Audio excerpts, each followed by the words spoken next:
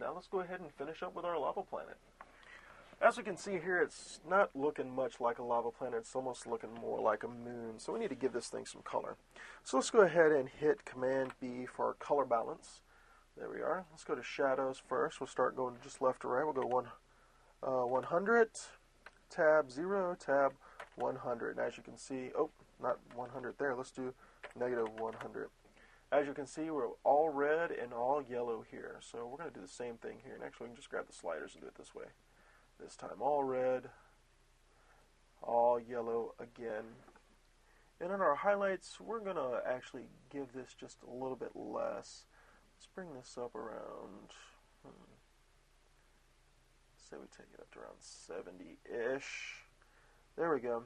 And let's bring this down a little bit, more towards the yellow side, not too much. Because if we do it too much, it's just not so well.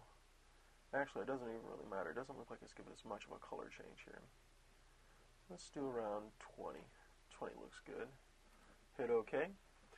There we go. Now it's starting to pop on us now. So let's, if you want to, you can always hit Command U, and you can actually change the color of your planet. If you don't like it that color, you can skip it around and adjust it a little bit. I'm going to take mine down just a little bit more in the oranges area.